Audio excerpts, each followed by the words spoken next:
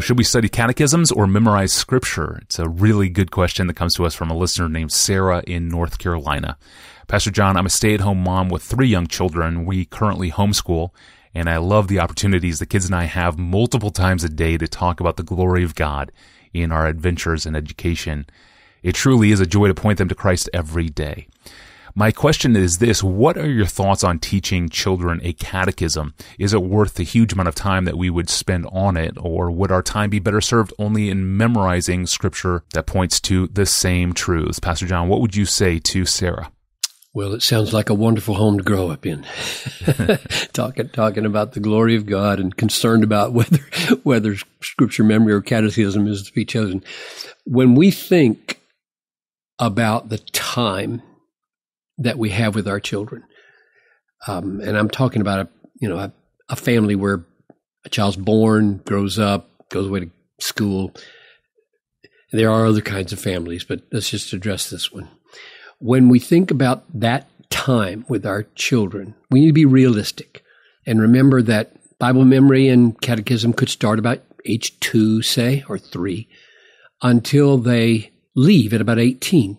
And so we've got roughly 15 years. So when I pose myself the question, catechism versus Bible memory, I say, there's plenty of time here. We can do this.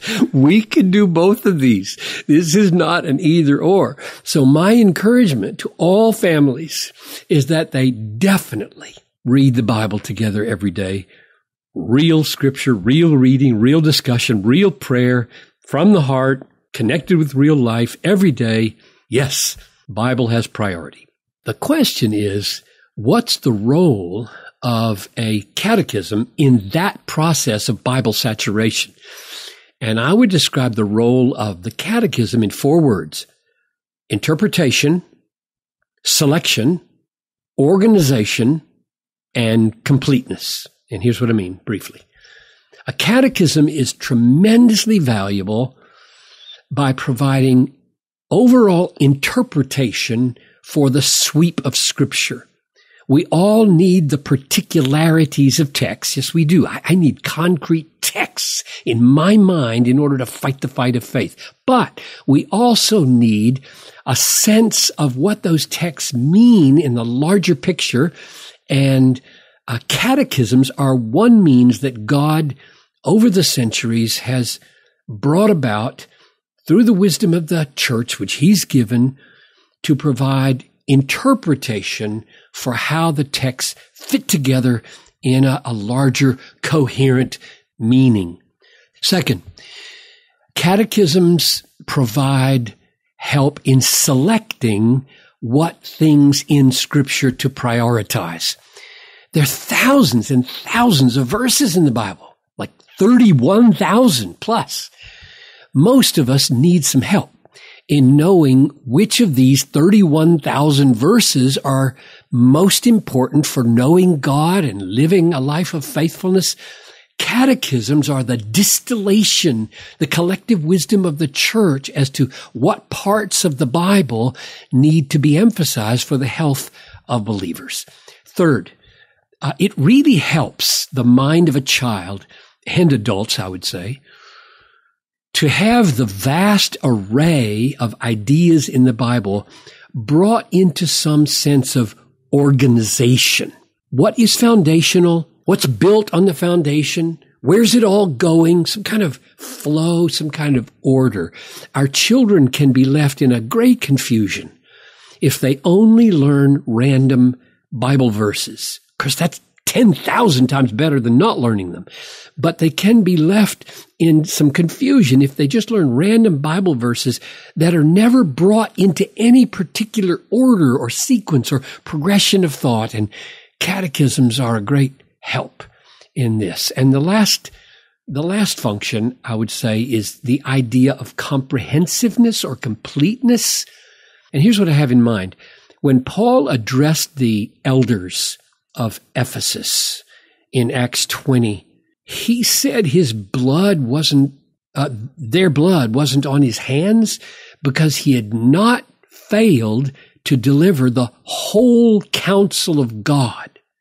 He uses the phrase in Romans 6:17 that you have all received a type of teaching.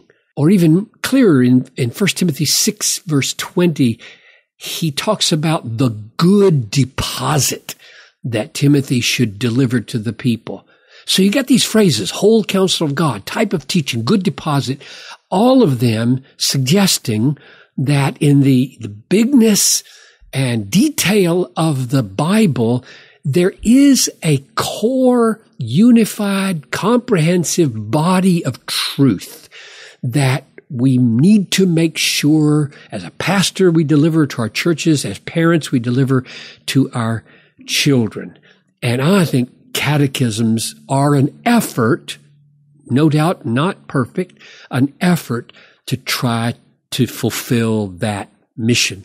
So what I'm saying is, don't neglect the Bible reading and don't neglect Bible memory, but somewhere along the way in those 15 years, build the catechism into your instruction. Maybe she's thinking, oh, you got to do catechism all of those 15 years. Oh, no. That's not what I'm saying. Noel and I used a catechism for our kids some years and not other years, some school years. That's what we did mainly in the evening. We did it twice at least, a little simple one and then a more complicated one. So I'm not saying it has to have a big part of every day of every year of a child's life. Just somewhere along the way that gets built in. And I would just mention in closing a few catechisms to think about. The Westminster Shorter Catechism from the Reformed Presbyterian tradition, the Baptist Catechism that I adapted, and I checked, it's at the Desiring God website, 118 questions that I adjusted and put my comments on. So that's available for free. There's a little simple one, a child's catechism, I think it's called, or something like that. It's a little yellow book, and it has like 2 or 3 word answers for little tiny kids, like who is God? Little tiny answers. And we used that very early for Talitha and shifted over. And then more recently, there's the New City Catechism that's promoted at the Gospel Coalition website, and it's got its own website. Just type in New City Catechism and you'll find it. It's got video helps and lots of things online. So that's a good one too. So my answer basically is not either or, both and. Excellent. Great strategy, Pastor John. Thank you. And I should note that the New City Catechism and its app, which is really excellent, it's both adaptable for little kids too. So the whole project, what they've done with the New City Catechism is pretty impressive for its flexibility to serve really any age demographic. So grateful to TGC and for their work in it. And if you want links to those catechisms, you can find the transcript of this episode at our online home at desiringgod.org/Ask Pastor John. There we host the full manuscripts of every episode of this podcast, along with links to resources that are mentioned in each episode. You can find all those links in those manuscripts. Well, on Friday, we're going to talk about Bible translation and missions and literacy in the realm of frontier missions. I'm really looking forward to it. I'm your host, Tony Ranke. I'll see you on Friday.